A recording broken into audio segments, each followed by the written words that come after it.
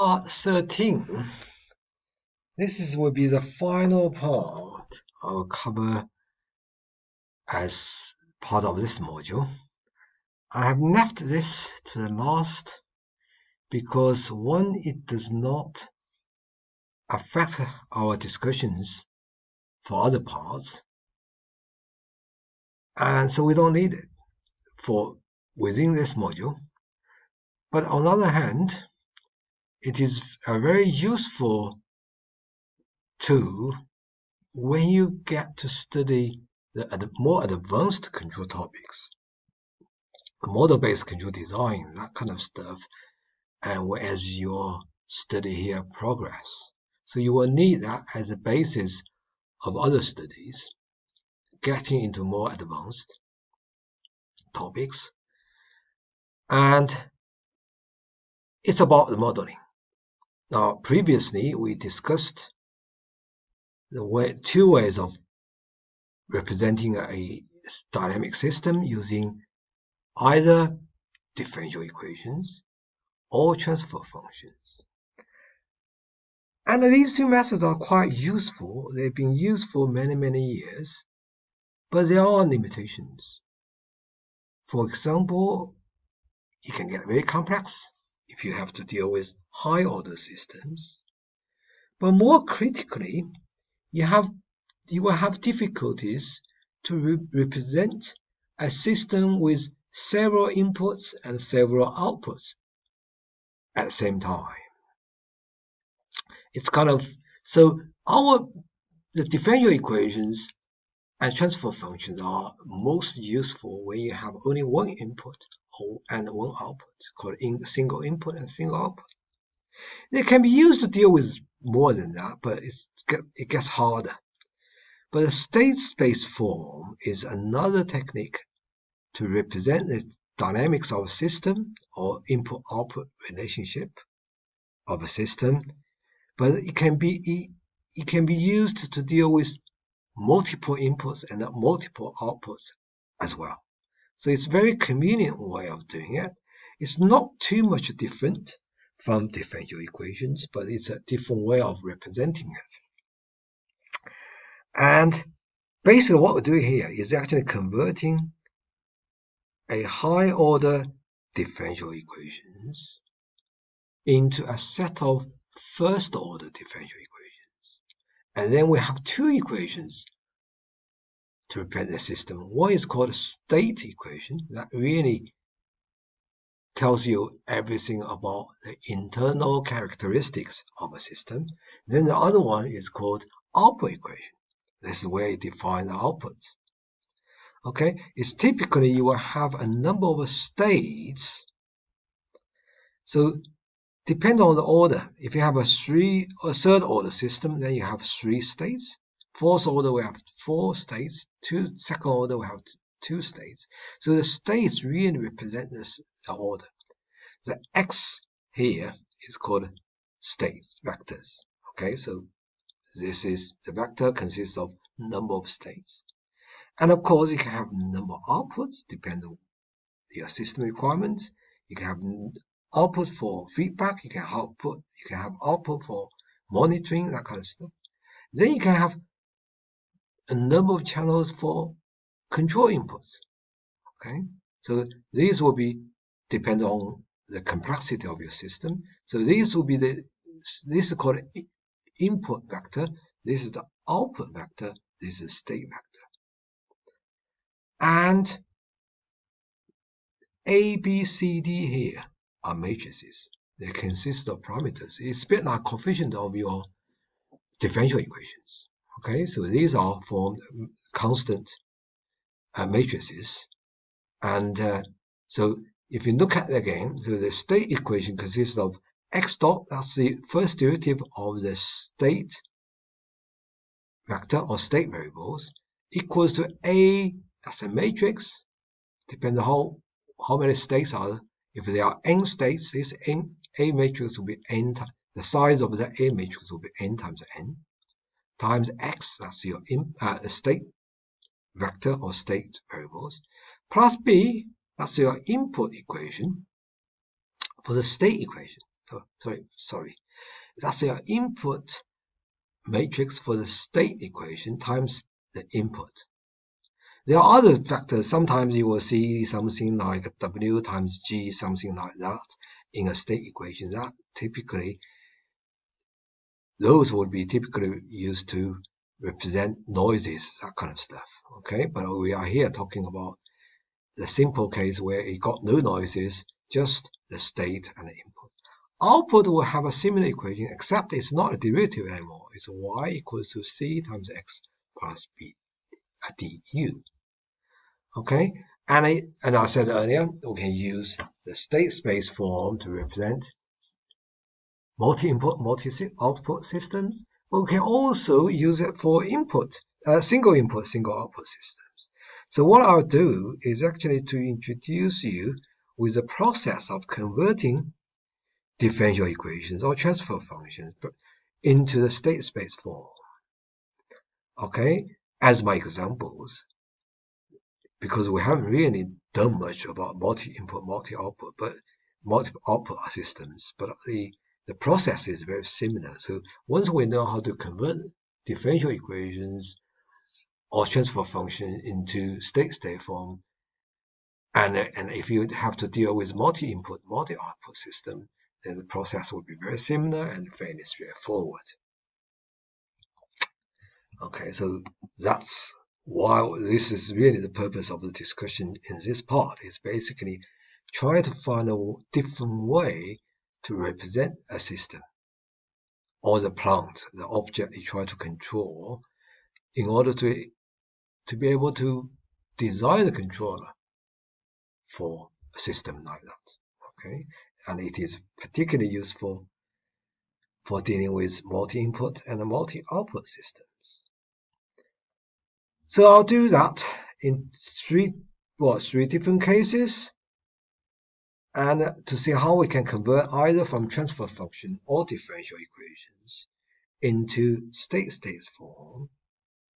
The state form can be done in two different ways. One is called classical or canonical forms, the other one is called the model forms. It's basically two different approaches to convert transfer functions into state space equations for the model.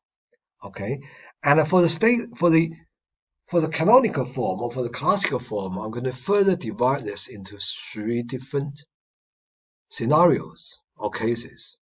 One is you have denominator terms but a constant in the numerator. Second one is you have denominator terms but also numerator terms. And in this case, the order of the numerator terms is lower than that of the denominator term. And lastly, the third case is when you have the order of the denominator is the same as the order of the numerator. I'll do that step by step and see how we actually use the classical approach to derive the state space representation of a system or the model or state, or sometimes we just call it state space model. Sometimes we call them ABCD model because we use four matrices to represent that model. Okay, sometimes we call them ABCD. People use that. So first thing first, say I have a transfer function like that. It's 1 over s cubed, look at the equation number 2, okay, plus 6s squared plus 9s plus 6. That's the transfer function of a system. And the numerator term has a constant value. Okay, I want to find the state space equations for this model using the cascade form or classical form. Okay, so that's what we will do. Now to do that, first of all, we need to find the differential equations or the differential equation equivalent of that transfer function. And we've done that in our discussions before. Okay, when we were talking about the modeling, we can find differential equations from we can find Laplace, we can find transfer functions from differential equations, but equally we can convert transfer functions back into differential equations.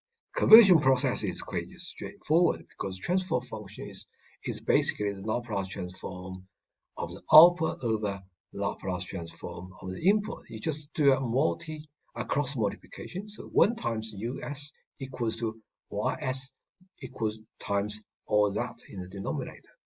And then you do an inverse Laplace transform back, so that back to the differential equation form. So us plus 1 equals us. Inverse Laplace transform gives you ut.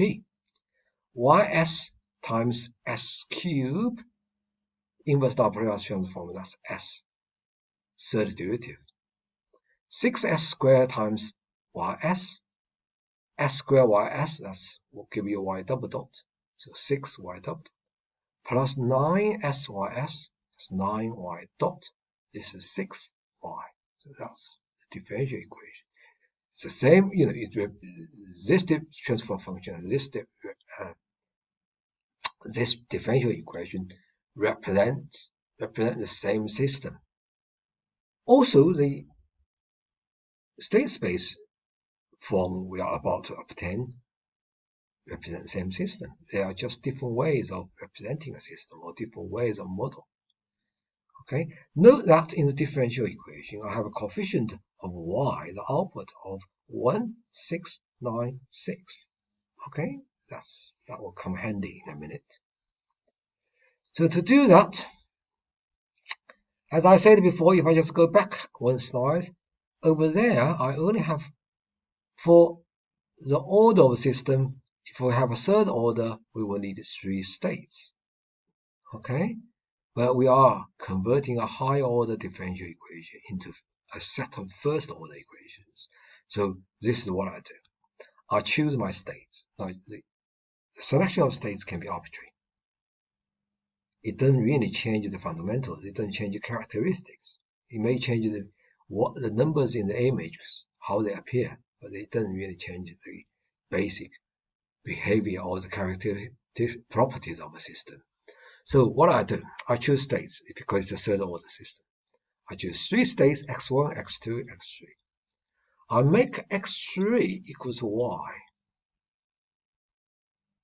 I make x2 equals to y dot, and I make x1 to y double dot. I don't need anything for y triple dot because I have x dot to represent it. So I have 3 states here because I have a third order system. So y dot, y double dot. Now if you look at the y3 equals to y, x3 equals to y. x3 dot will equal to y dot. Y dot will be my x2, so x3 dot equals to x2. If you look at x2 dot equals to y dot and dot, that's y double dot. Y dot is my x1, so that's my x1. So the way I define my state vectors or state variables is that I choose the lowest output without derivative, then first derivative and then second derivative, so that I have the following relationship. So I know x3 dot will give me x2, x2 dot will give me x1. Make life a bit easier for me. Now if I replace these equation 5 and 6 and 4 into the equation number 3, on the output of u, this will be x3. Okay, this would be x2. This y dot would be x1. Now I don't have a state for y triple dot, but y triple dot is a y dot. The dot of y double dot. Therefore, it's x1 dot. Okay, because x1 is y double dot. Do another derivative that will give you y triple dot. So I replace that. This is x1 triple dot, 6x1, 9x2, 6x3. And then I'll move all the other terms. I'll leave the dot on the left-hand side. Okay, I leave the x1 dot on the left-hand side, move all the other three terms on the right-hand side, they become negative. That gives me equation number 7. So x1 dot equals to minus 6x dot 1 dot minus 9x2 dot minus 6x3 plus u. Okay, say that again. x1 dot equals to minus 6x1 minus 9x2 minus 6x3 plus u. Now, if you look at what I had before, equation 5, equation 6, and let's add this new equation. All three equations have one thing in common. On the left-hand side, they are first derivative of the state variable. On the right-hand side, they are either the state variables or the input. Now I can form a matrix from these three equations, 5, 6, 7. Because 5, 6, 7 give me the relationship between the first derivative of the state variables and the state variables and input without derivatives. So this becomes, you change the three equations, that will give me this. So x dot is the same as x1, x2, x3 dot. That's my x dot on the left-hand side. So just go back there. I need to organize my equations into this form. X dot on the left-hand side, ax plus bu on the right-hand side. Okay, so I have three equations here. I need x dot, this is x. What's inside the bracket is x. The dot on top, this is x dot, equals to a times x plus b times u. Now, the reason why the A matrix is like that, if you think about x1, if on the left-hand side, this is x1 dot. x1 dot equals to that. That goes minus 6, minus 9, minus 6. So minus 6, minus 9, minus 6 comes into the first row of the A matrix. x2 dot equals to x1. So 1, 0, 0 times x1, x2, x3. That's 1 times x1 plus 0 times x2 plus 0 times x3. So that will give me x1. That's my x2 dot equals x1. x3 dot equals to 0, 1, 0 times x1, x2, x3. That's x1 times 0, that's 0. x2 times 1. x3 times 0, so I'll give me x2. So x3 dot is x2. I'll come back to that line. 6 minus 9 minus 6 times x1, x2, x3. That's minus 6 x1 plus minus 9 x2 plus minus 6 x3. That's this line. The first term, three terms in equation 7. And then if I multiply, if I look at the input matrix, this input, because u, the coefficient of u is 1, and it only affects x1 dot. So it's only first term in the B matrix, or first element in the B matrix is 1. The others will be 0. It's because if you look at equation 5, equation 6, that's x2 dot, x3 dot equations, you don't get u's appearing in these two equations. So therefore, it's 1, 0, and 0. Output is easy, because from my definition, we said we made x3 equal to y. So output y equals to C matrix. C matrix, y equals to x3. So the only last term will have a 1, because it's only y equals to x3. So 0, 0, 1 multiplied by to the x1, x2, x3. So 0 times x1, that's 0. 0 times x2, that's 0. 1 times x3. Because we defined x3 as y. There's no d term there. So d equals to 0 because, again, y equals to x3. There's no u in in that relationship. Okay? And so to summarize, if I look at the equation there, I'll ask you to remember 6, 11, 6. Okay? To make a note of that, in a case like that with no s terms in the numerator for the transfer function, that's my case. The numerator is 1. We can choose 3 states, starting from x3, which is y. x2 will be y dot, x1 will be y double dot. Then we can form the two relationship first, because x3 dot will give me x2, x2 dot will give me x1. Substitute these into your higher order differential equation. This will become x1 dot. Move everything to the right hand side. You get these 3 equations.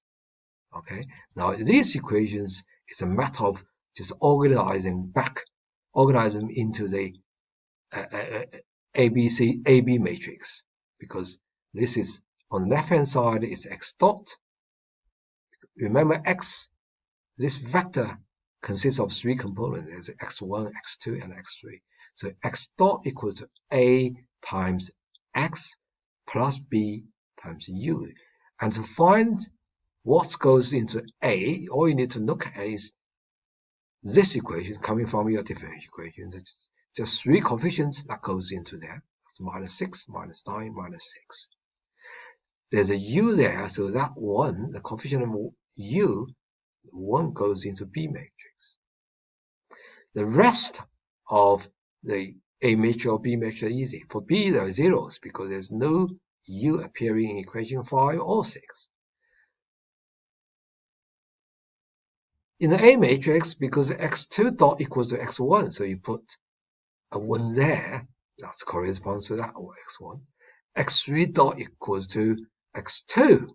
Therefore, you put a 1 in the middle of that, because this line, this row, multiply that column will give you x2.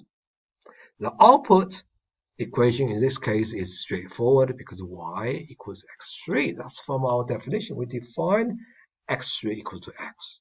All the others will be 0. So you need a 1 there, because 0, 0, 1 multiplied by x matrix, you will get 1 times x3.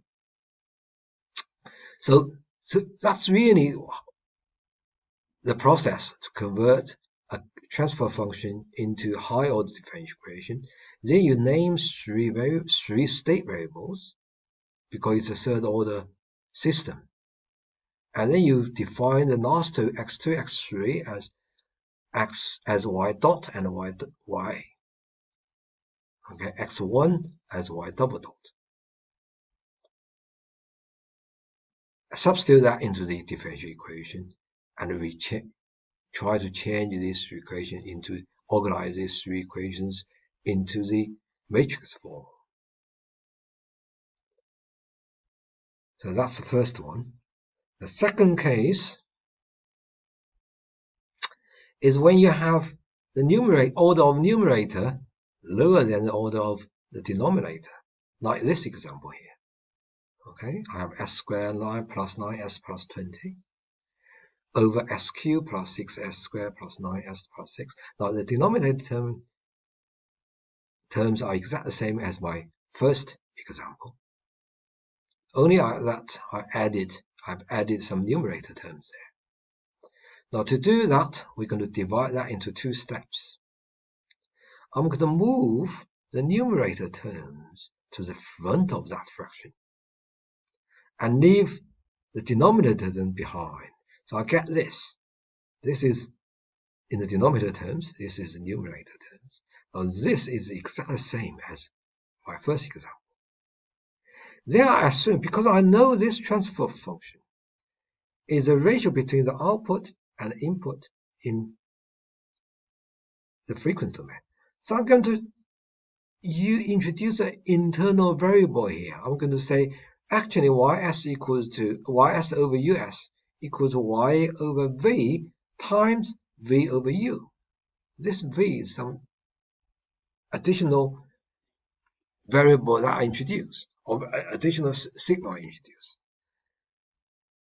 Because v cancels v out, so this equation is obvious. Now once I get here, I can say, actually I'm going to net y over v equals to the numerator terms in the front. So y over v equals to that. I'm going to net second part, v over u equals to this, there. So v over u 1 over s cubed plus 6s squared plus 9s plus 6. Now that is exactly, the equation number 5 is exactly the same as my previous example. But I'm going to use this to derive my state because there's no output here. Okay, y is output, y appears in a different equation.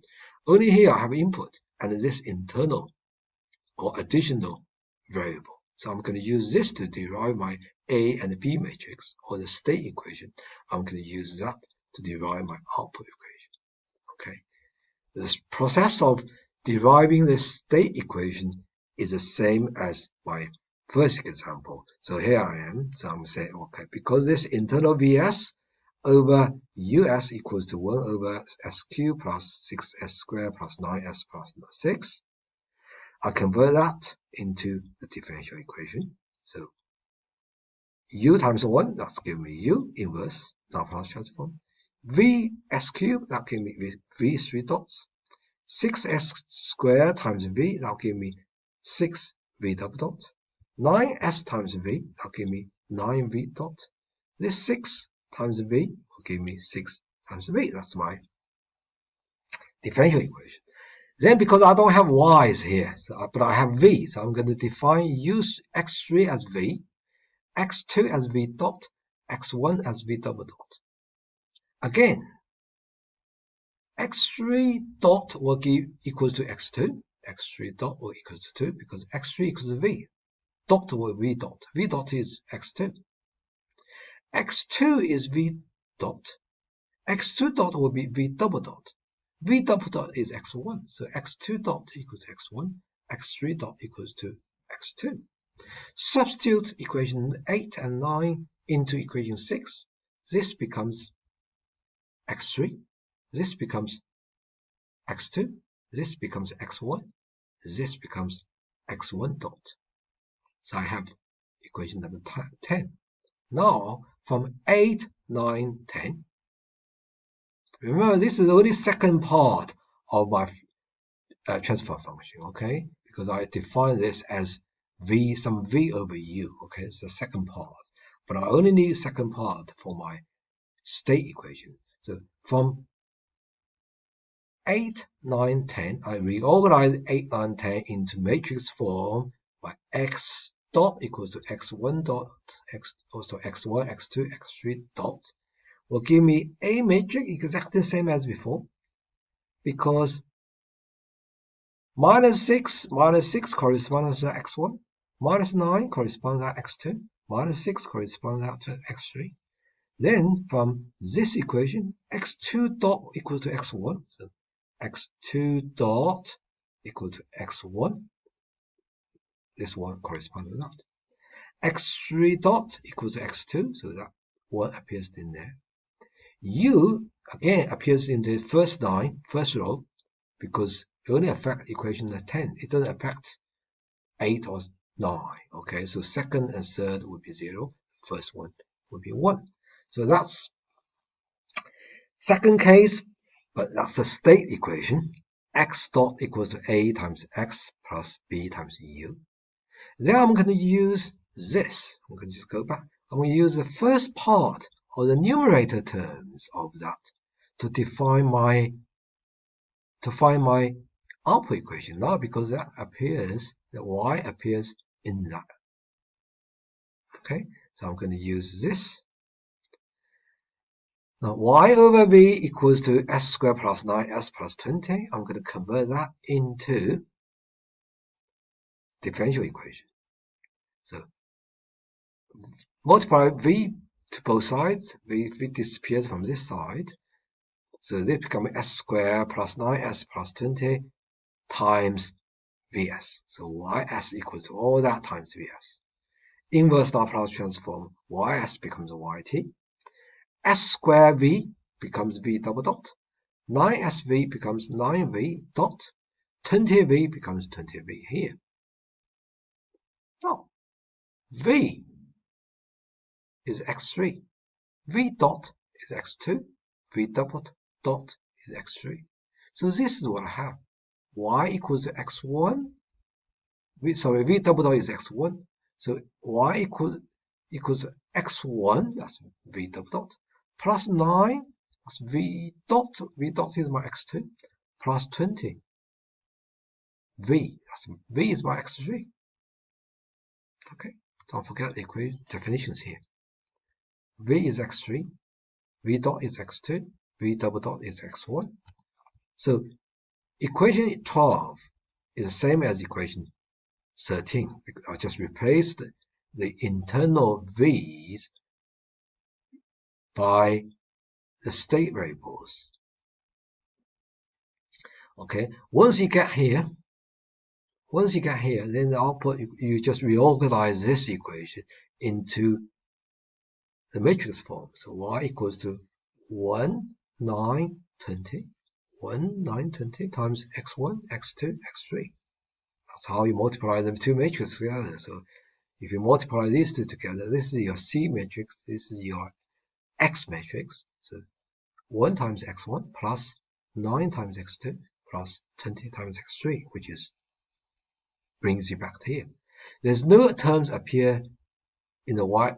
There's no U's in this equation. Therefore, the T matrix is 0.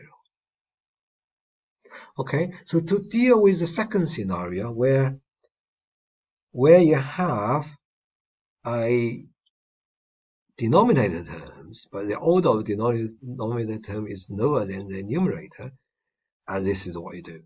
You split that into two parts, move the numerator forward, leave the denominator behind. So the denominator term, it becomes a single constant, or a 1 on the top, and all the denominator terms at the bottom. You deal with that first to find your state equations, and then you use this, the numerator terms, to find your output equations. So that's second term. Okay, so it affects your output equation, the numerator terms, but it does not affect your state equation. State equation will be the same as the first case. Okay, that's the first case.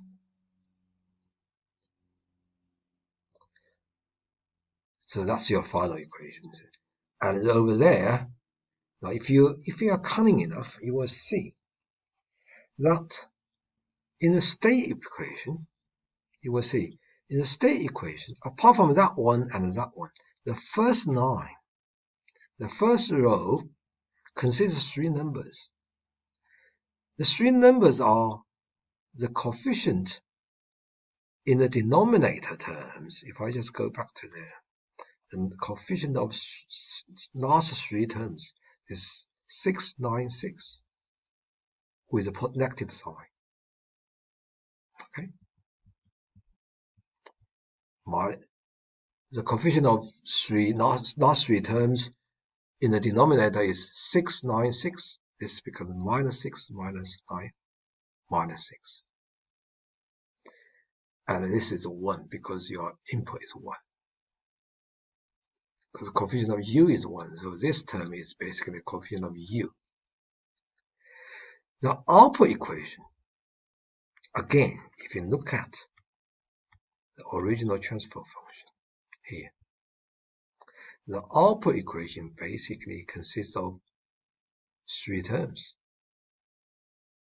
And the coefficient of the numerator terms here is 1, 9, 20. So that 1, 9, 20 goes into C matrix.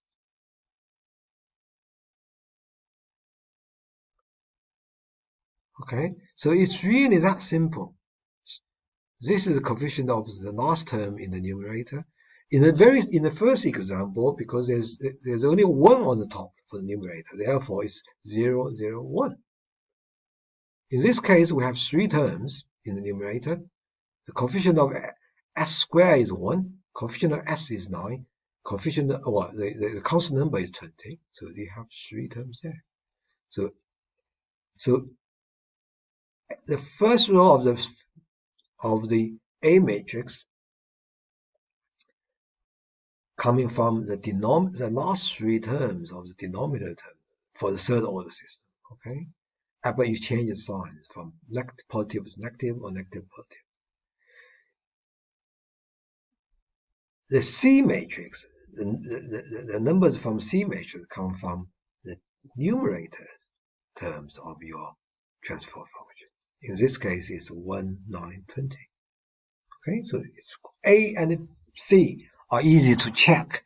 B and D depend on where the U, the input, appears. Okay, so that's the second scenario. And I'll give you a break just in case you need to go through them again. Then we'll continue afterwards.